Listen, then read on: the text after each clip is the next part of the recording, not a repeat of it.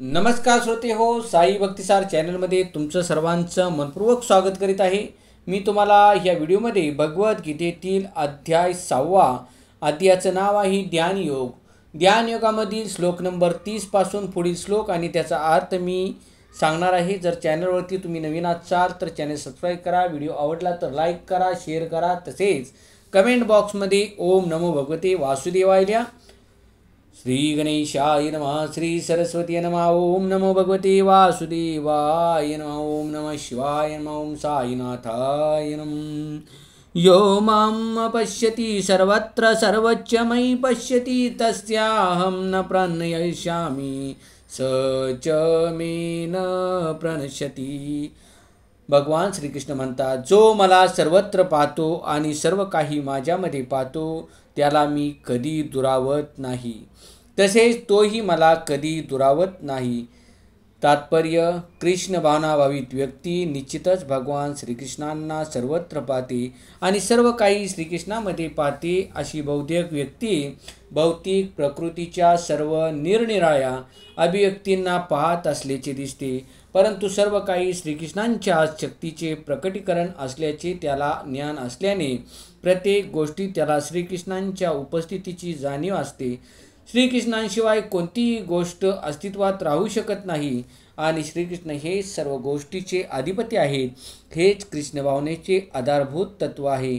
कृष्ण भावना म्हणजे कृष्ण प्रेमाची परिपक्वता होय आणि ही स्थिती भौतिक मोक्षाच्याही अतीत आहे। आत्मसाक्षात्काराच्या अतीत या कृष्ण भावनेच्या स्तरावर भक्त श्रीकृष्णांशी एकरूप होतो, अर्थात भक्तासाठी श्रीकृष्ण हेच सर्वस्व होतात आणि भक्त कृष्ण प्रेममय होतो। त्यानंतर भगवंत आणि भक्त यांच्यामध्ये अत्यंत निकट संबंध प्रस्थापित होतात। त्या अवस्थेमध्ये जीवाचा कधीच विलय होऊ शकत नाही, तसेच भगवंतही भक्ताच्या दृष्टीआड होत नाहीत। श्रीकृष्णामध्ये विलीन होणे म्हणजे आध्यात्मिक विनाशच आहे। भक्त असा धोका पत्करत नाही। ब्रह्मसंहितेमध्ये सांगण्यात आले आहे की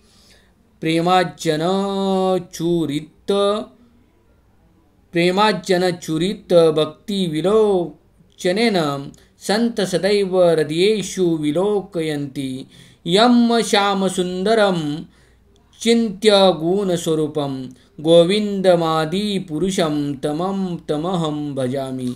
मी आदिपुरुष श्री गोविंदांना प्रणाम करतो, ज्यांना भक्त प्रेमरूपी अंजनाने माखलेल्या नेत्रांनी पाहतात। भक्तांच्या हृदयामध्ये निवास करणाऱ्या श्री गोविंदांना त्यांच्या शाश्वत श्यामसुंदर रूपामध्ये पाहिले जाते। या अवस्थेस भगवान श्रीकृष्ण भक्ताच्या दृष्टीपुढे कधीही अगोचर होत नाहीत, तसेच भक्तही भगवंताच्या दृष्टीआड होत नाही। हृदयास्थित परमात्म्याला पाहणाऱ्या योग्याच्या बाबतीतही हीच गोष्ट लागू पडते।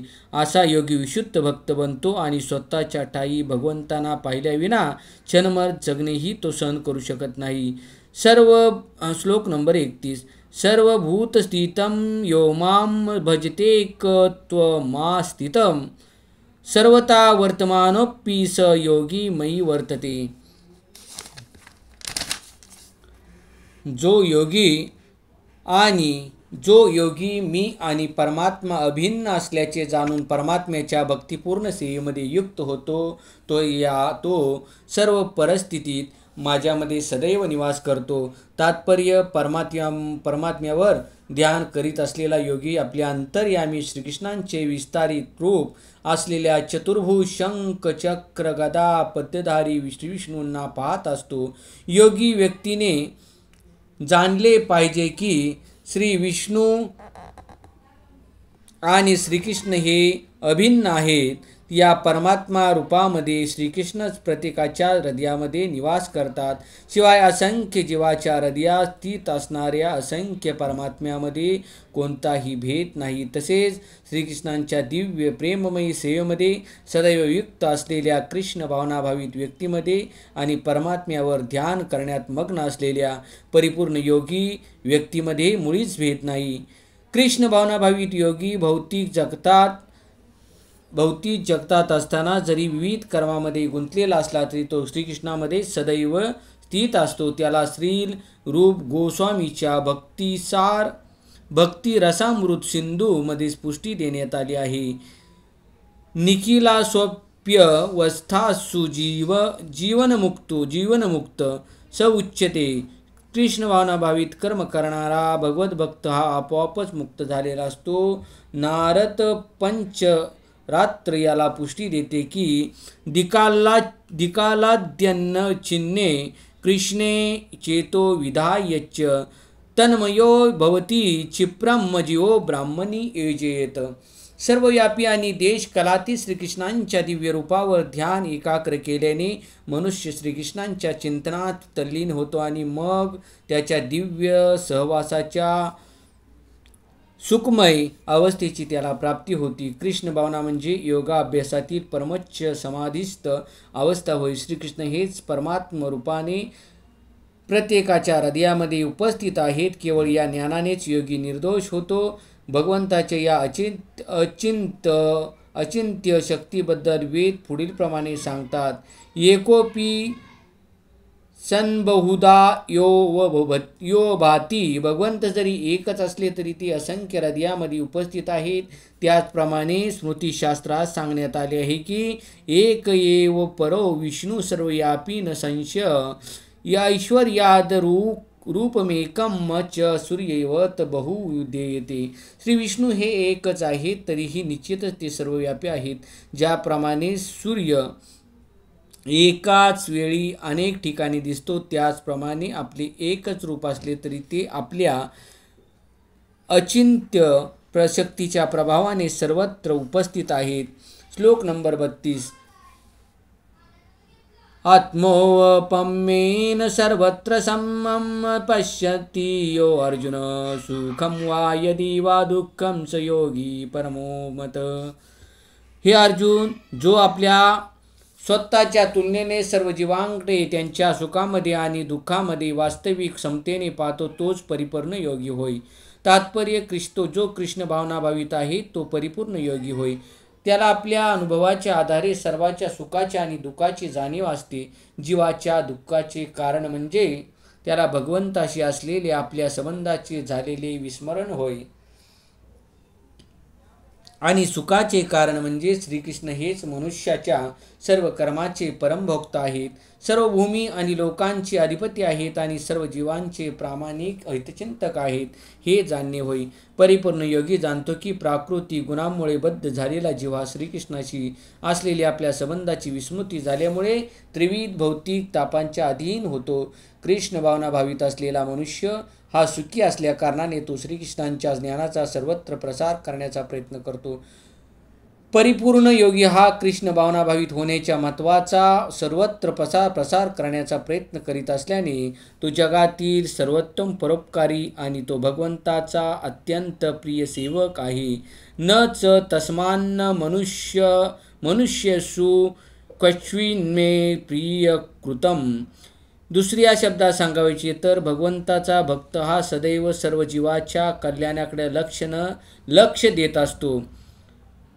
दुसऱ्या शब्दात सांगायचे तर भगवंताचा भक्त हा सदैव सर्व जीवांच्या कल्याणाकडे लक्ष देत असतो आणि या प्रकारे तो वास्तविकपणे प्रत्येकाचा मित्र आहे. तो सर्वोत्तम योगी आहे कारण तो स्वतःच्या वैयक्तिक लाभासाठी योगसिद्धीची अभिलाषा करीत नाही तर तो इतरांच्या हिताकरता प्रयत्नशील असतो. तो आपल्या बरोबरच्या जीवांचा मत्सर करीत नाही. भगवंताचा विशुद्ध भक्त आणि केवळ आपल्या वैयक्तिक उन्नतीची कामना करणारा योगी यांच्यामध्ये हाच फरक आहे. पूर्ण रूपाने ध्यान करण्यासाठी एकांतवास स्वीकारलेला जो योगी असतो तो प्रत्येक मनुष्याला कृष्ण भावनाभावित करण्याचा प्रयत्न करणाऱ्या भक्ता इतपत परिपूर्ण असू शकत नाही.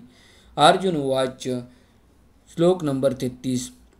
ययं योगस्त्यो या प्रोक्तं सामेन मधुसूदन यत्तस्याहं मन पश्यामि चंचलत्वा स्थिति स्थिराम.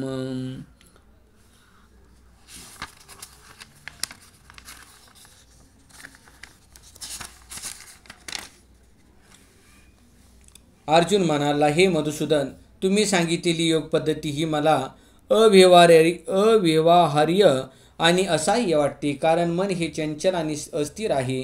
तात्पर्य: सुचय्य देशेपासून प्रारंभ होणाऱ्या आणि योगी परम या शब्दामध्ये अंत होणाऱ्या ज्या योग पद्धतीचे वर्णन भगवान श्रीकृष्णाने अर्जुनाला केले, त्या पद्धतीचा अर्जुनाने अस्वीकार केला, कारण त्याला वाटले की आपण या योग पद्धतीचा अभ्यास करण्यात असमर्थ आहोत. या कलियुगामध्ये सामान्य मनुष्याला ग्रहत्याग करून वनामध्ये किंवा अरण्यामध्ये एकांतवासात योगाभ्यास करण्यासाठी जाणे शक्य नाही. या युगाचे लक्षण आहे की मनुष्याचे आयुष्य अत्यंत अल्प असेल आणि या अल्पायुष्य जीवनासाठी सुद्धा त्याला अत्यंत कठीण संघर्ष करावा लागेल. साध्या व्यावहारिक साधनांनी सुद्धा आत्मसाक्षात्कार करून घेण्याकडे लोक गंभीरपणे प्रवृत्त होत नाहीत, तर मग या कठीण योग पद्धतीबद्दल तर बोलायलाच नको. कारण या योग पद्धती जीवनविधी असनस्त होण्याची पद्धत, स्थानाची निवड आणि भौतिक कार्यापासून मनाला अनासक्त करणे इत्यादी गोष्टी नियंत्रित कराव्या लागतात. व्यवहार्य मनुष्य या नात्याने अर्जुन या योग पद्धतीचा अभ्यास करण्यास सर्व प्रकारे योग्य असला तरी त्याला या योग पद्धतीचे आचरण करणे अशक्य वाटले.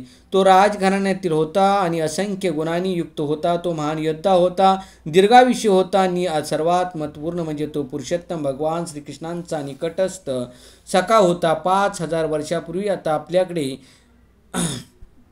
आहेत त्यापेक्षा पुष्कळ चांगल्या सुविधा अर्जुनाकडे होत्या, पण तरीही त्याने ही योग पद्धती नाकारली. वस्तुतः अर्जुनाने या योग पद्धतीचा अभ्यास केल्याचे आपल्याला इतिहासात कुठेही आढळत नाही. म्हणून वर्तमान कलियुगामध्ये या योग पद्धतीचे आचरण सामान्यतः अशक्यप्राय समजले पाहिजे. अर्थात काही अत्यंत थोड्या दुर्मिळ मनुष्यांना ही योग पद्धती शक्य असू शकेल, परंतु सर्वसामान्य लोकांना ही एक अशक्य गोष्ट आहे.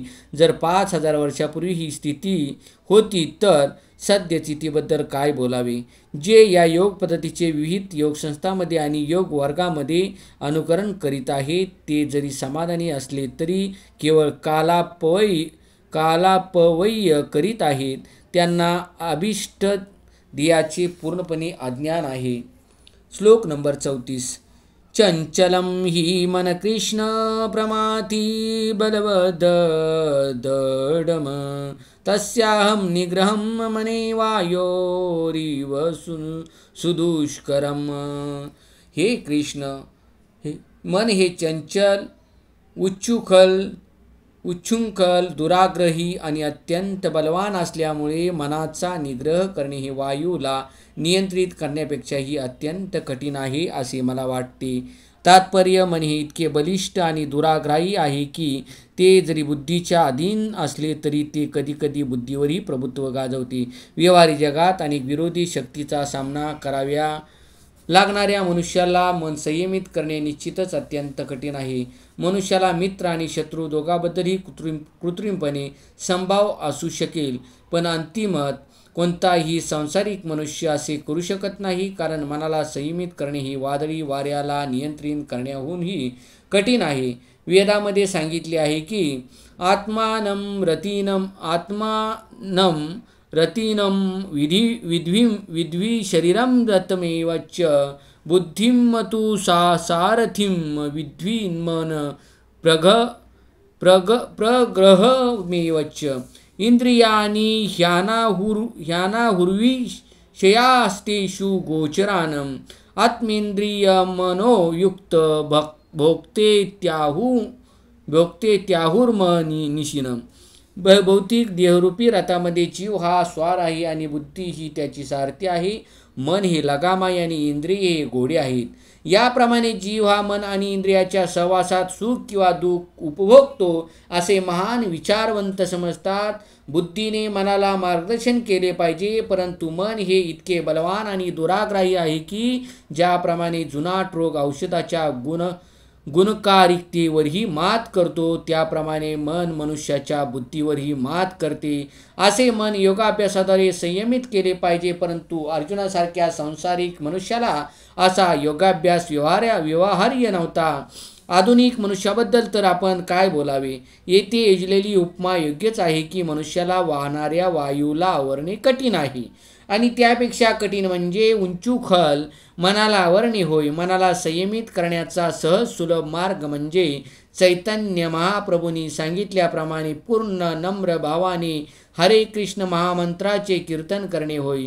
याची विधी आहे स वै मन कृष्ण पदारविंदयो. मनुष्याने आपले मन पूर्णपणे श्रीकृष्णामध्ये रममाण केले पाहिजे. केवळ असे केल्यानेच मनास विचलित करणाऱ्या इतर गोष्टींमध्ये मन युक्त होणार नाही. श्री भगवान वाच असंशयं महाबाहो मनो दुर्निग्रहं चलम अभ्यासेन तु कौन्तेय वैराग्येन च गृह्यते. अर्जुनाला येथे कोणत्या म्हणलेलं आहे. भगवान श्रीकृष्ण म्हणाले, हे महाभाव, कोणत्या चंचल मनाला संयमित करणे निसंशय अत्यंत कठीण आहे, पण योग्य अभ्यासाने आणि अनासक्तीद्वारे मनाला वश करणे शक्य आहे. तात्पर्य अर्जुनाने म्हटल्याप्रमाणे हेकेखोर मनाला वश करणे कठीण असल्याचे भगवंतांनी मान्य केले, पण त्याच वेळी भगवंत सुचवतात की अभ्यास आणि वैराग्याने मनाला वश करणे शक्य आहे. अभ्यास म्हणजे काय? सद्यस्थितीत पवित्र स्थळी निवास करणे. परमात्म्यावर मन केंद्रित करणे, मन आणि इंद्रिय संयमित करणे, ब्रह्मचर्य पालन करणे, एकांतवासात राहणे इत्यादी कठोर नियमांचे पालन कोणीही करू शकत नाही. तरीही कृष्ण भावनेमध्ये मनुष्य नवविधा भक्तिपूर्ण सेवेमध्ये युक्त होतो. या नवविधा भक्तीमधील सर्वप्रथम पायरी म्हणजे कृष्णलीलांचे श्रवण होय. मनाला सर्व कल्मशापासून शुद्ध करण्याचे हे दिव्य आणि प्रभावी माध्यम आहे. मनुष्य कृष्णलीलांचे जितके अधिक श्रवण करतो तितका तो अधिक प्रबुद्ध होतो आणि मनाला श्रीकृष्णापासून दूर नेणाऱ्या सर्व गोष्टीपासून अनासक्त होतो. ज्या कार्यामध्ये भगवत भक्ती होत नाही अशा कार्यापासून मनाला विरक्त केल्याने वैराग्याचे शिक्षण सहजपणे प्राप्त होते. वैराग्य म्हणजे भौतिक प्रकृतीपासून अनासक्ती आणि अध्यात्मामध्ये मन युक्त करणे होय. निर्विशेषवादी आध्यात्मिक अनासक्ती ही कृष्ण सेवेमध्ये मन आसक्त करण्यापेक्षा अत्यंत कठीण आहे. कृष्ण सेवेमध्ये मन आसक्त असते ही गोष्ट व्यवहार्य आहे, कारण कृष्णलीलांचे श्रवण केल्यामुळे मनुष्य आपोआपच परमात्म्यावर आसक्त होतो. या आसक्तीला परेशानभूती किंवा आध्यात्मिक तृप्ती असे म्हटले जाते. ज्याप्रमाणे भुकेल्या मनुष्याला अन्नाचा प्रत्येक घास खाल्ल्यावर समाधान प्राप्त होत असते. भुकेला असताना मनुष्य जितके अधिक खातो तितका तो समाधानी होतो आणि तितकीच शक्ती त्याला प्राप्त होते. त्याचप्रमाणे भक्तिपूर्ण सेवा केल्याने मनुष्याला दिव्य समाधान प्राप्त होते, कारण त्याचे मन भौतिक विषयांपासून अनासक्त होते. हे कुशल उपचार आणि योग्य पथ्य किंवा आहार यामुळे होणाऱ्या रोग निवारणाप्रमाणे आहे. म्हणून भगवान श्रीकृष्णांच्या दिव्य लीलांचे श्रवण करणे हा उन्मत्त मनासाठी केलेला कुशल उपचार आहे आणि कृष्ण प्रसाद ग्रहण करणे हा रोग्यासाठी योग्य असे पथ्य आहे. हा उपचार म्हणजेच कृष्ण भावनेची पद्धती आहे. श्लोक नंबर 36. असंयतात्मना योगो दुष्प्रापयति मे मती वश्यात्मना तु यतता शक्को वाप्तुमुपायत. ज्याचे मन उंचुकल आहे त्याला आत्मसाक्षात्कार होणे कठीण आहे, परंतु ज्याचे मन संयमित आहे आणि जो योग साधनेद्वारे प्रयत्न करतो त्याला निश्चितच यशाची शाश्वती आहे असे माझे मत आहे. तात्पर्य भगवंत सांगतात की मनाला भौतिक कार्यापासून आसक्त करण्यासाठी जो मनुष्य योग्य उपचारांचा स्वीकार करीत नाही तो कदाचित आत्मसाक्षात्कारामध्ये यश प्राप्ती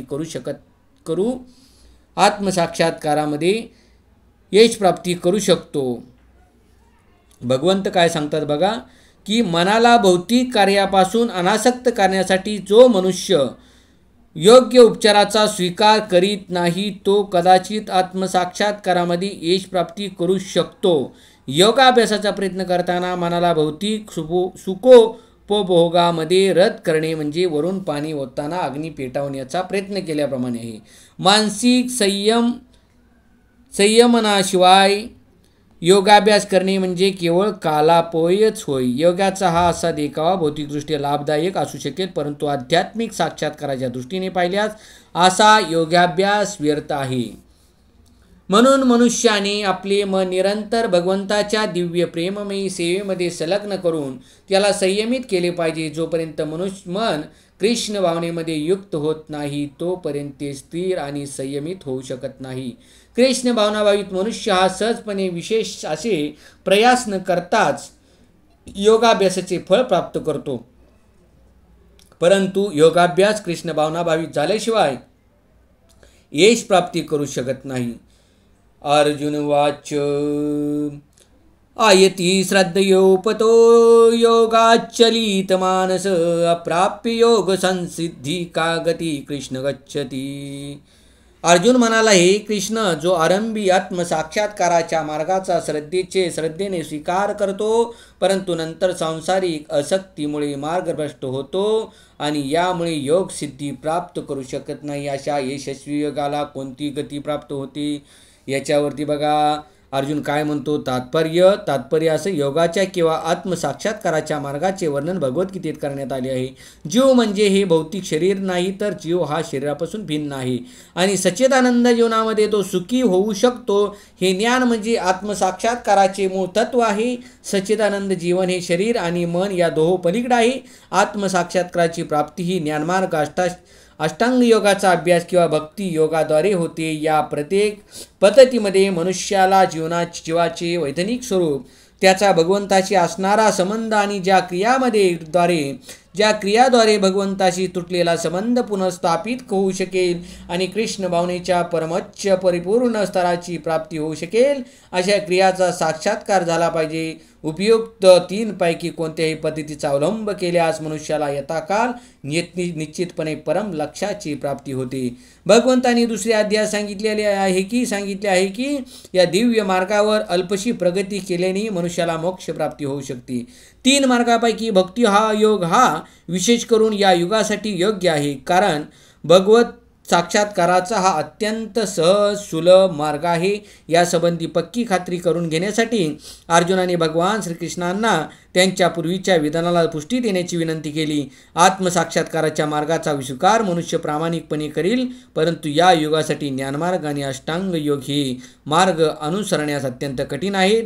म्हणून निरंतर प्रयत्न करूनही अनेक कारणास्तव मनुष्य अपयशी ठरू शकेल. सर्वप्रथम मार्गाचा अवलंब करण्याइतपत मनुष्य प्रामाणिक नसेल. दिव्य मार्गाचे अनुसरण करणे म्हणजे मायाशक्तीशी युद्ध पुकारणे होय. यास्तव जेव्हा मनुष्य मायाशक्तीच्या तावडीतून सुटण्याचा प्रयत्न करतो तेव्हा मायाशक्ती ही विविध प्रलोभनाद्वारे साधकाचा पराभव करण्याचा प्रयत्न करते. भौतिक शक्तीच्या गुणामुळे बद्ध जीव हा पूर्वीच मोहित झालेला असतो आणि दिव्य साधना करतेवेळी सुद्धा जीव पुन्हा मोहित होण्याची पावलोपावली शक्यता असते. यालाच योगाचलित मानस अर्थात दिव्य मार्गावरून भ्रष्ट होणे असे म्हणतात. आत्मसाक्षात्काराच्या मार्गावरून भ्रष्ट होण्याचे काय परिणाम होतात हे जाणून घेण्याबद्दल अर्जुन जिज्ञासू आहे. श्लोक नंबर 38. कच्चिनो भैविभ्रष्ट ब्रवी वनश्यती अप्रतिष्ठ महाभाव मूढ ब्राह्मणपती. हे महाभाव कृष्ण, ब्राह प्राप्तीच्या मार्गावरून भ्रष्ट झालेला असा हा मनुष्य आध्यात्मिक आणि भौतिक यशोमार्गावरून कोणत्याही दिशेला स्थित नसलेल्या छिन्न विचिन्न ढगाप्रमाणे पतित होऊन भ्रष्ट तर होत नाही ना. काय बोलतो बघा अर्जुन. हे महाभाव कृष्ण, ब्रह्मप्राप्तीच्या मार्गावरून भ्रष्ट झालेला असा हा मनुष्य आध्यात्मिक आणि भौतिक यशोमार्गावरून कोणत्याही दिशेला स्थित नसलेल्या छिन्न विचिन्न ढगाप्रमाणे पतित होऊन भ्रष्ट तर होत नाही ना. तात्पर्य, उन्नतीचे 2 मार्ग आहेत. जे भौतिकवादी आहेत त्यांना अध्यात्मामध्ये मुळीच रुची नसते, म्हणून ते आर्थिक विकासाद्वारे भौतिक प्रगती करण्यास उत्सुक असतात किंवा सकाम कर्माद्वारे उच्चतर लोकांची प्राप्ती करण्यास उत्सुक असतात. जेव्हा मनुष्य आध्यात्मिक मार्गाचा स्वीकार करतो तेव्हा त्याला सर्व भौतिक कर्माचा आणि सर्व प्रकारच्या तथाकथित भौतिक सुखाचा त्याग करणे आवश्यक आहे.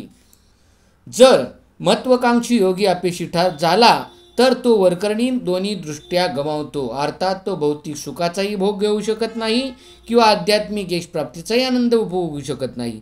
त्याला कोणतेही स्थान नसते आणि तो एखाद्या छिन्नविचिन्न ढगाप्रमाणे असतो. आकाशातील एक ढग कधीकधी लहान ढगापासून सुटते लहान ढगापासून सुटतो आणि मोठ्या ढगाला जाऊन मिळतो, परंतु जर हा ढग मोठ्या ढगाला मिळू शकला नाही तर तो वाऱ्याने वाहून जातो आणि अनंत आकाशात अस्तित्वहीन होतो. ब्राह्मण पती हा आध्यात्मिक साक्षात्काराचा मार्ग आहे आणि हा साक्षात्कार मनुष्याने आपण स्वरूपात आध्यात्मिक आहोत आणि ब्रह्म परमात्मा व भगवान या स्वरूपात प्रकट होणाऱ्या भगवंताचे अंश आहोत हे जाणल्याने होतो. भगवान श्रीकृष्ण हेच परम सत्य आहेत आणि म्हणून जो परमपुरुषाला शरण जातो तोच यशस्वी योगी होय. ब्रह्म आणि परमात्मा साक्षात्काराद्वारे या जीवन ध्येयाची प्राप्ती करण्यासाठी अनेक जन्म घ्यावे लागतात. म्हणून दिव्य साक्षात्काराचा प्रत्यक्ष आणि परमश्रेष्ठ मार्ग म्हणजे भक्तियोग किंवा कृष्ण भावना होय. श्लोक नंबर 39. यतन्मे संशयं कृष्ण चेतुमहस्य शेषत तदन्य संशयास्यास्य चेता न धूपपद्धती. हे कृष्ण, माझा हा संशय आहे आणि हा पूर्णपणे दूर करण्याची मी तुम्हाला विनंती करतो. तुमच्या वाचून हा संशय दूर करणारा कोणीही मिळणार नाही.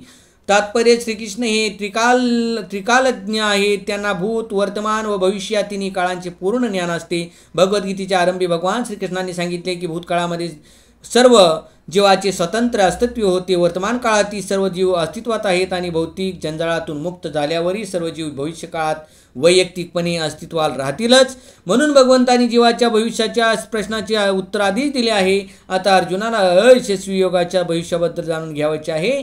श्रीकृष्णांच्या समान किंवा बरोबरीचा कोणीही नाही आणि भौतिक प्रकृतीच्या दयेवर जगणारे तथाकथित महान ऋषी आणि तत्वज्ञानी निश्चितच श्रीकृष्णांची बरोबरी करू शकत नाहीत.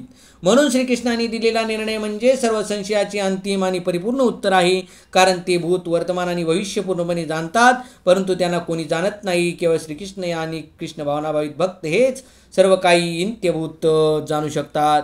भगवान वाच श्री भगवान वाच पार्थनैवेह नामूत्र विनाशस्तस्य विद्यते नहि कल्याणकृत कश्वी दुर्गती तात गच्छती. भगवान श्रीकृष्ण म्हणाले, हे पार्था, शुभकार्यामध्ये युक्त झालेल्या योगी व्यक्तीचा इहलोकात तसेच परलोकातही विनाश होत नाही आणि हे मित्र, जो मनुष्य चांगले कार्य करतो तो दुष्प्रवृत्तीने प्रभावित होत नाही. तात्पर्य, श्रीमद भागवतात नारद मुनी व्यासदेवांना पुढील प्रमाणे सांगतात. त्यक्ता स्वधर्मचरणामुंजं हरेर्भुजन्यपक्वोत्पते तत्तो यदि यत्र कोन्नवाभद्रमबूधमुष्यकिं को वार्त आप्तो भजतां स्वधर्मत. जो सर्व भौतिक आकांक्षांचा त्याग करतो आणि परमपुरुष भगवंतांना पूर्णपणे शरण जातो त्याची कोणत्याही प्रकारे हानी होत नाही किंवा त्याचा विनाशही होत नाही. उलट पक्षी अभक्त पूर्णपणे आपल्या स्वधर्माचे आचरण करीत असला तरी त्याला काहीच लाभ होणार नाही. भौतिक लाभ प्राप्तीसाठी शास्त्रसंमत तसेच लौकिक अशी दोन्ही प्रकारची कार्य आहेत. कृष्ण भावनेतील आध्यात्मिक प्रगती करता योगी व्यक्तीने सर्व भौतिक कर्माचा त्याग केला पाहिजे. कृष्ण भावनेतील आध्यात्मिक प्रगती करता योगी व्यक्तीने सर्व भौतिक कर्माचा त्याग केला पाहिजे. यावर एखादा प्रतिवाद करील की जर कृष्ण भावनेची पूर्णता झाली तरच मनुष्याला परमसिद्धी प्राप्त होईल, परंतु जर त्याला परमसिद्धीची प्राप्ती झाली नाही तर त्याच्या आध्यात्मिक दृष्ट्या तसेच भौतिक दृष्ट्या ही हानी होते. शास्त्रामध्ये सांगण्यात आले आहे की जर मनुष्याने आपल्या नियत कर्माचे पालन केले नाही तर त्याला त्या प्रमादाची फळे भोगावी लागतात. म्हणून जो दिव्य कर्म करण्यामध्ये अपयशित होतो त्यालाही त्या प्रकारची फळे भोगावी लागतात. परंतु श्रीमद भागवत सांगते की अपयशयोगी व्यक्तीला चिंता करण्याची मुळीच आवश्यकता नाही. आपल्या विहित कर्माचे पालन पूर्णपणे न केल्याने जरी त्याला त्याचे परिणाम भोगावे लागले तरी त्यामध्ये त्याची काहीच हानी नाही. कारण शुभकारक कृष्ण भावनेचे विस्मरण कधीच होत नाही आणि कृष्ण भावनेमध्ये युक्त असलेला मनुष्य पुढील जन्मी जरी हलक्या कुळात जन्मला आला तरी तो कृष्ण भावने संलग्न होतो. उलट पक्षी जो मनुष्य कृष्ण भावनाभावित नाही आणि केवळ विहित कर्माचे कठोरपणे पालन करतो त्याला शुभ फळ प्राप्त होईलच असे नाही. या श्लोकाचे तात्पर्य पुढीलप्रमाणे आहे. मानव समाजाचे निमित्त आणि अनिमित्त असे दोन विभाग करता येतात.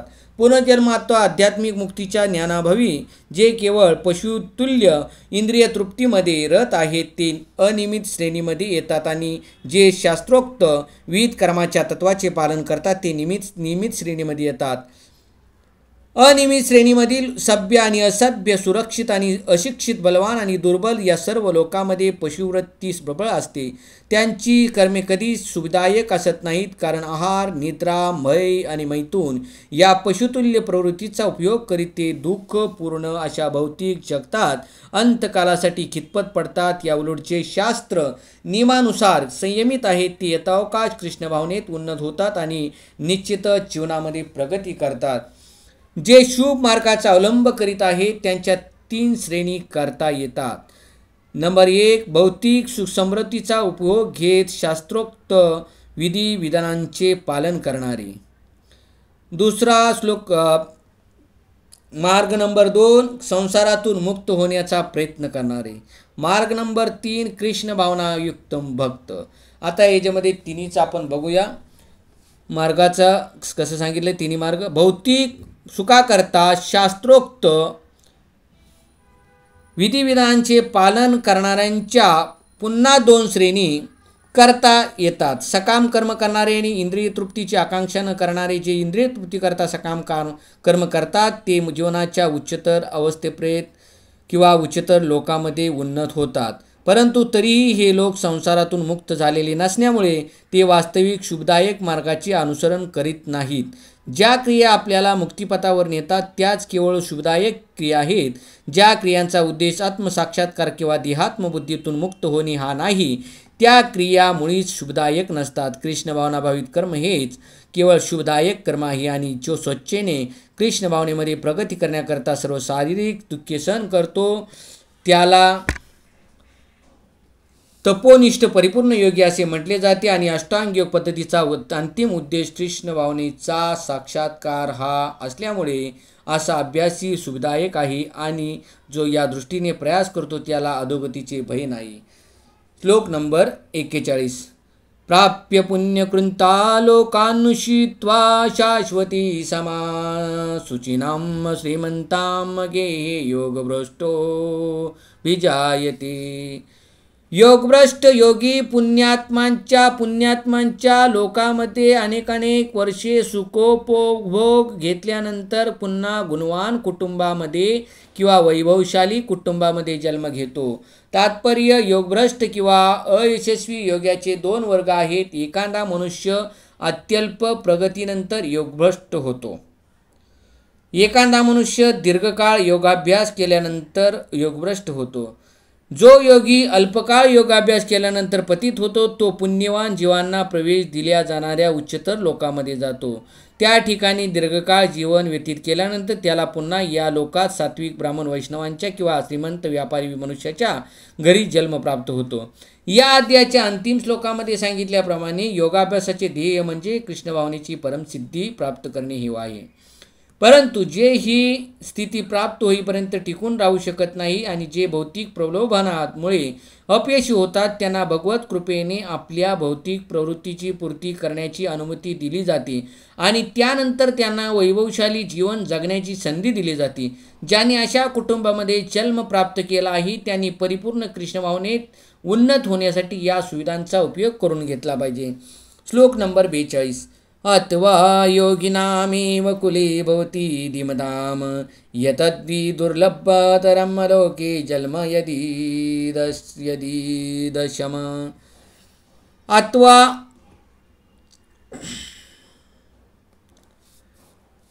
आता हे पुढे सांगितले ते बघा. दीर्घकाळ अभ्यास केल्यानंतर त्या योग्याबद्दल सांगितलेला आहे. तो अत्यंत बुद्धिमान योगी व्यक्तीच्या कुळात जन्म घेतो. म्हणजे दीर्घकाळ अभ्यास केलेला योगी नंतर योगभ्रष्ट होतो त्या योग्याबद्दल इथे सांगितले, तो अत्यंत बुद्धिमान योगी व्यक्तीच्या कुळात जन्म घेतो. खरोखर अशा प्रकारचा जन्म या लोकी अत्यंत दुर्लभ आहे. तात्पर्य, अत्यंत बुद्धिमान योग्याच्या कुळात झालेल्या जन्माची या ठिकाणी प्रशंसा करण्यात आली आहे.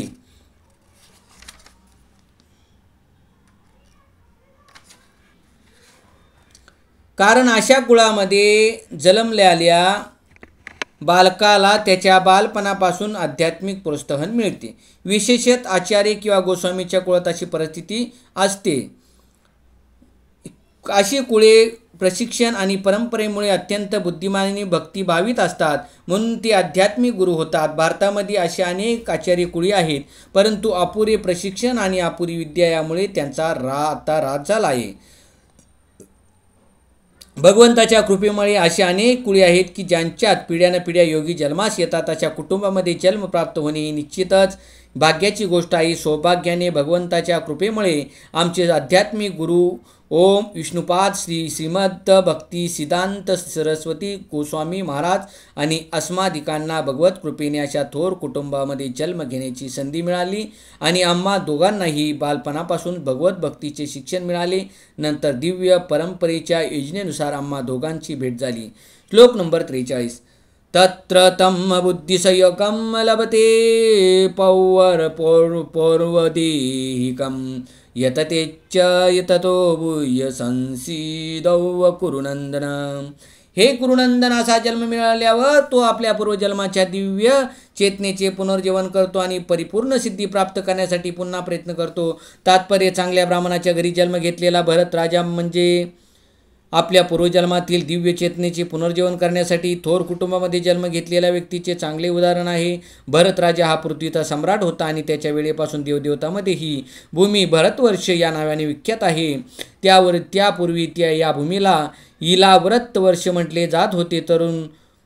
तरुण वयात सम्राटाने आध्यात्मिक पूर्णता प्राप्त करण्यासाठी निवृत्ती स्वीकारली, परंतु तो सिद्धी प्राप्त करण्यात अपयशी झाला. नंतर त्याने पुढच्या जन्मात सदाचारी ब्राह्मणाच्या कुटुंबामध्ये जन्म घेतला आणि तो कोणाशीच बोलत नसल्यामुळे आणि नेहमी एकांतवासात राहत असल्याकारणाने जड भारत नावाने ओळखला जाऊ लागला. आणि त्यानंतर राजा रहुगणाला तो परमयोगी असल्याचे कळाले. त्याच्या जीवनावरून कळून येते की आध्यात्मिक सिद्धीच्या प्राप्तीसाठी केलेले प्रयत्न किंवा योगाभ्यास कधीच व्यर्थ होत नाही. भगवंताच्या कृपेने योगी मनुष्याला कृष्ण भावनेमध्ये पूर्ण सिद्धी प्राप्त करण्यासाठी वारंवार संधी मिळते. श्लोक नंबर 44. पूर्वाभ्यासेन तैनेनैव हीयते ह्यावशोऽपि स जिज्ञासूरपि योगस्य शब्दब्राह्माति वर्तते. आपल्या पूर्वजन्माच्या दिव्य चेतनेच्या आधारावर तो आपोआपच आपली इच्छा नसतानाही योगाभ्यासाकडे आकृष्ट होतो. असा जिज्ञासू अयोगी सदैव शास्त्राच्या कर्मकांडात्मक तत्वाच्या अतीत होतो. तात्पर्य, उत्तम योगीजन शास्त्रोक्त कर्मकांडाकडे आकर्षित होत नाहीत, परंतु ते योगाची पूर्तता असणाऱ्या कृष्ण भावनेप्रत उन्नत करणाऱ्या योगाभ्यासाकडे आपोआपच आकर्षित होतात. प्रगत योगी व्यक्तींना वैदिक कर्मकांडाबद्दल असणाऱ्या उपेक्षेसंबंधी श्रीमद भागवतात सांगण्यात आले आहे की अहोबत शोपच्योत्तो गरियान यज्जिहाग्रे वर्तते नाम तुभ्यम ते पुस्तपस्ते जुहवू सस्नुरार्या ब्राह्मणो चुनार्म ब्राह्मणू चूर्णाम ग्रहणंती येते. हे भगवान जे तुमच्या पवित्र नामाचे कीर्तन करतात ते जरी चांडाळ कुळात जन्मलेले असले तरी आध्यात्मिक जीवनात ते अत्यंत प्रगत झालेले असतात. तुमचे कीर्तन करणाऱ्या व्यक्तींनी निसंदेह सर्व प्रकारचे तप आणि यज्ञ केले आहेत, सर्व तीर्थ स्नाने केली आहेत, सर्व शस्त्राचा अभ्यास केला आहे. यासंबंधी एक सुप्रसिद्ध उदाहरण श्री चैतन्य महाप्रभूंनी दिले आहे. श्री चैतन्य महाप्रभूंनी हरिदास ठाकूर यांचा प्रमुख शिष्य म्हणून स्वीकार केला. हरिदास ठाकूर यांचा जन्म जरी मुस्लिम कुळामध्ये झाला तरी श्री चैतन्य महाप्रभूंनी त्यांना नामाचारी या पदावर रूढ केले, कारण हरिदास ठाकूर हे दररोज 3 लाख भगवान नामाचा जप करण्याचे व्रत कठोरपणे पालन करीत असत. हरे कृष्ण कृष्ण कृष्ण हरे हरे, हरे राम राम राम हरे हरे. ते निरंतरपणे हरिनामाचा जप करीत असल्या कारणाने जाणले पाहिजे की आपल्या पूर्वजन्मात त्यांनी शब्द ब्राह्म म्हणून ओळखल्या जाणाऱ्या सर्व वैदिक कर्मकांडाचे आचरण केले आहे. म्हणून जोपर्यंत मनुष्य शुद्ध होत नाही तोपर्यंत तो कृष्ण भावनेच्या तत्वांचा स्वीकार करूच शकत नाही किंवा हरे कृष्ण महामंत्राच्या कीर्तनामध्ये संलग्न होऊ शकत नाही. श्लोक नंबर 45. प्रयत्नाद्यतमानस्तु योगी संशुद्ध किल्बिष अनेक जन्म संसिद्ध संत सिद्धस्ततो याती पराम गतिम. आणि जेव्हा योगी सर्व पापांपासून शुद्ध होऊन अधिक प्रगती करण्याचा प्रामाणिक प्रयत्न करतो तेव्हा अनंत अनेक जन्मांतराच्या अभ्यासानंतर सिद्धी संपादित केल्यावर त्याला परम लक्ष्याची प्राप्ती होती. विशेष करून सदाचारी श्रीमंत किंवा पवित्र कुळात जन्म घेतलेल्या मनुष्याला योगा अभ्यास करण्यासाठी अनुकूल असलेली आपल्या सभोवतालच्या परिस्थितीची जाणीव होती. म्हणून दृढ निश्चयाने आपल्या अपुऱ्या राहिलेल्या अभ्यासाचा तो पुन्हा प्रारंभ करतो. अशा रीतीने तो पूर्णपणे सर्व भौतिक कल्मशापासून मुक्त होतो. त्यानंतर त्याला परमोच्च सिद्धीची कृष्ण भावनेची प्राप्ती होते. कृष्ण भावना म्हणजे सर्व कल्मशातून मुक्त झालेली परिपूर्ण स्थिती आहे. भगवद्गीता याला पुढील प्रमाणे पुष्टी देते. येशाम त्वंतगतम पापम जनान्नम पुण्य कर्म नाम ते द्वंद्व मोहनी मुक्ता भजन्ते मा दृढव्रता. अनेक जन्मामध्ये पुण्यकर्म केल्यानंतर जेव्हा मनुष्य सर्व पापातून आणि मोहमयी द्वंद्वातून मुक्त होतो तेव्हा तो भगवंताच्या दिव्य प्रेममयी सेवेमध्ये युक्त होतो. श्लोक नंबर 46. तपस्वीभ्योऽधिको योगी ज्ञानिभ्योऽपि मतोऽधिक कर्मिभ्यो स्वाधिको योगी तस्माद् योगी भवार्जुन.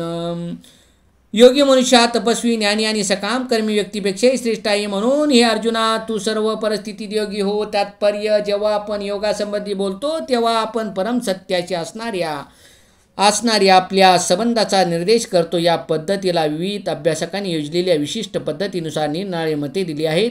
जेव्हा ही योग पद्धती मुख्यतः सकाम कर्माशी संबंधित असते तेव्हा त्या पद्धतीला कर्मयोग असे म्हणतात.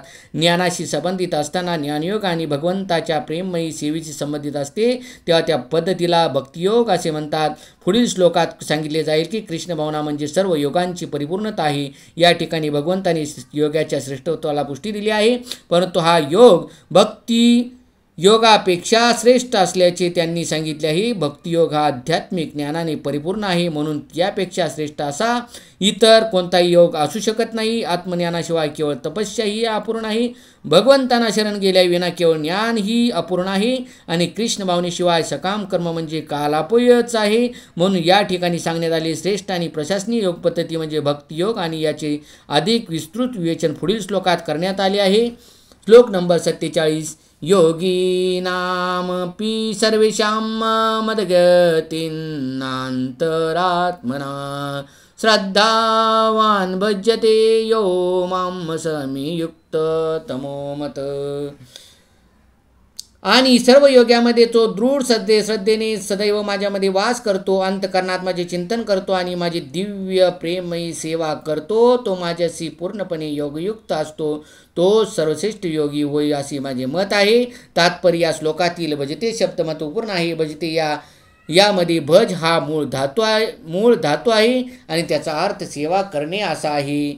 वर्शिप हा इंग्रजी शब्द भज या अर्थाने वापरता येत नाही, कारण वर्शिप म्हणजे पूजन करणे किंवा योग्य मनुष्याबद्दल आदर व्यक्त करणे अथवा मान देणे होय. परंतु प्रेम आणि श्रद्धेने केलेली सेवा ही केवळ भगवंता प्रित्यर्थच असते सन्माननीय व्यक्तींची किंवा देवतेची पूजा करण्याची मनुष्याने टाळल्यास त्याला असभ्य म्हणता येईल, परंतु जर मनुष्याने भगवंताची सेवा करणे टाळले तर त्याचे अंधपतन होईल.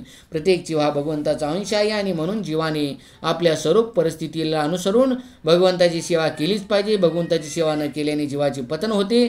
श्रीमद भागवतात याला पुढील प्रमाणे पुष्टी दिली आहे. यशाम पुरुषम साक्षादात्म प्रभ व मीश्वरम न भजन्त्य वजानंती स्थानाद भ्रष्टा पतंत्यध. जो मनुष्य सर्व जीवांचे उत्पत्ती करता आदिपुरुष भगवंत यांची सेवा करीत नाही किंवा भगवंत प्रीत्यर्थ असलेल्या कर्तव्याचे पालन करत नाही, या त्याचे निश्चितपणे आपल्या स्वरूप परिस्थितीपासून पतन होते. या श्लोकात भजंती हा शब्द वापरण्यात आला आहे, म्हणून भजंती हा शब्द केवळ भगवंताच्या शब्द संबंधात आहे आणि वर्षिप हा शब्द देवतांच्या किंवा साधारण जीवांच्या संबंधात लागू होऊ शकतो. श्रीमद भगवताच्या श्लोकात वापरण्यात आलेल्या अवजानंती हा शब्द भगवद्गीतेत वापरण्यात आला आहे. अवजानंती माम मुडा, केवळ मूर्ख लोकच भगवान श्रीकृष्णांचा अपमान करतात. भगवंताची सेवा करण्याची ज्यांची प्रवृत्ती नाही असे मूर्ख लोक भगवद्गीतेवर भाष्य लिहितात. यामुळे ते भजंती आणि वर्षिप या शब्दामधील फरक जाणू शकत नाहीत. सर्व प्रकारचे योगाभ्यासाची परिणिती भक्तियोगामध्ये होते. इतर सर्व योग हे भक्तियोग प्रत येण्याची केवळ साधने आहेत. योग म्हणजे वास्तविकपणे भक्तियोग होय आणि इतर योग हे भक्तियोग रूपी परम लक्ष्याकडे अग्रेसर होतात. कर्माच्या प्रारंभापासून भक्तियोगाच्या अंतापर्यंत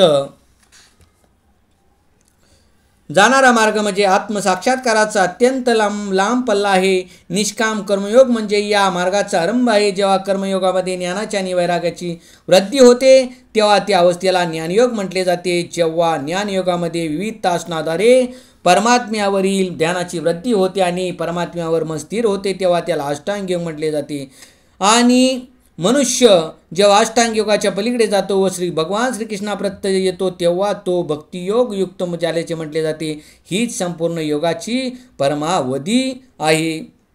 वस्तुत भक्तियोग जे हे अंतिम ध्येय आहे, परंतु भक्तियोगाचे सूक्ष्मपणे विश्लेषण करण्यासाठी मनुष्याला इतर योगाचे ज्ञान होणे आवश्यक आहे. म्हणून उत्तर प्रगती करणारा योगी हा शाश्वत भाग्याच्या वास्तविक मार्गावर मार्गक्रमण करीत असतो. जो मनुष्य एका विशिष्ट स्तराला चिकटून राहतो आणि पुढे प्रगती करीत नाही त्याला त्या विशिष्ट नावाने संबोधले जाते. उदाहरणार्थ कर्मयोगी, ज्ञानयोगी, ध्यानयोगी, राजयोगी आणि हठयोगी इत्यादी. भक्तियोग योगाप्रत उन्नत होण्या इतपत मनुष्य भाग्यवान असेल तर त्याने इतर सर्व योग पूर्वीच पार केल्याचे जाणले पाहिजे. म्हणून आपण जेव्हा हिमालयाबद्दल बोलतो तेव्हा आपण जगातील सर्वात उंच पर्वताबद्दल बोलतो, ज्यामध्ये जगातील सर्वात उंच शिखर माउंट एव्हरेस्ट हे आहे. त्याचप्रमाणे कृष्ण भावनामयित होणेच म्हणजे योगाची सर्वोच्च अवस्था आहे. वैदिक आज्ञानुसार अस्थिर होण्याकरता भक्तियोगाचा मार्ग क्रमित असताना कृष्ण भावनामयित होणे ही महत् भाग्याची गोष्ट आहे. आदर्श योगी हा आपले ध्यान श्रीकृष्णावर केंद्रित करतो. श्रीकृष्ण हे श्यामसुंदर म्हणून जाणले जातात. मेघाप्रमाणे त्यांचा सुंदर निलवर्ण आहे. त्यांचे मुख कमल सूर्याप्रमाणे तेजस्वी आहे. त्यांचे वस्त्र रत्नाप्रमाणे तेजस्वी आहे आणि त्यांनी सुंदर पुष्पमाला धारण केली आहे. सर्व दिशा प्रकाशमान करणारे त्यांचे जळजळीत तेज ब्रह्मज्योती म्हणून जाणले जाते. ते राम, नरसिंह, वराह आणि भगवान श्रीकृष्ण या विविध रूपामध्ये अवतरित होतात आणि माता यशोदेचे पुत्र म्हणून मानव सदृश्य रूपामध्ये अवतीर्ण होतात. त्यांना कृष्ण, गोविंद आणि वासुदेव म्हणून ओळखले जाते. ते परिपूर्ण बालक, पती, सखा व स्वामी आहेत आणि ते समस्त ऐश्वर्य आणि दिव्य गुणांनी परिपूर्ण आहे. ज्या मनुष्याला भगवंताच्या सर्व गुणांची पूर्ण जाणीव असते त्याला सर्वश्रेष्ठ योगी म्हटले जाते. सर्व वेदामध्ये सांगितल्याप्रमाणे योगामधील परमसिद्धी ही केवळ भक्तियोगाद्वारेच प्राप्त करता येते. यस्य देवे पराभक्तिर्यता देवे तथा गुरो तस्य इत्ते कथिता हरता प्रकाशन्ते महात्मम. ज्या महात्मांना भगवंत आणि आध्यात्मिक गुरु दोवर दृढ श्रद्धा आहे केवळ त्यांनाच वेदांच्या तात्पर्याचा आपोआप उलगडा होतो. भक्तिरस्य भजनम तदीहा मूत्रोपदी नैरास्य नामुष्मीं मन कल्पन मेतदेव नैष्कर्मम. या किंवा पुढील जन्मामध्ये भौतिक लाभाची इच्छा न ठेवता केलेली भगवंताची सेवा म्हणजे भक्ती होय. अशा कामनापासून रहित होऊन मनुष्याने आपले मन पूर्णपणे भगवंतामध्ये रममान केले पाहिजे. हाच नैष्कर्म्याचा उद्देश आहे. योगाची परमसिद्धी भक्ती किंवा कृष्ण भावनेच्या आचरणाकरता ही काही साधने आहेत. या प्रकारे भगवद्गीतेच्या ध्यानयोग या 6व्या अध्यायावरील भक्ती वेदांत वाक्य संपन्न झाले. पुंडलिकावरट श्री ज्ञानदेव तुकाराम पंढरनाथ महाराज गोपाळ कृष्ण महाराज सांब शर्मा देव गलावती. ओम नमो भगवते वासुदेवाय नमः. ओम नमः शिवाय. ओम साईनाथाय नमः. श्रोतेहो, इथेच 6वा अध्याय समाप्त झालेला आहे भक्तिवेदांत. तर आता पुढच्या व्हिडिओमध्ये मी तुम्हाला 7वा अध्याय याबद्दल श्लोक आणि त्याचा मराठीमध्ये अर्थ सांगणार आहे. जर काही तुम्हाला यात श्लोक बोलताना काय थोडीफार मिस्टेक झाली असेल तर क्षमा असावी. धन्यवाद.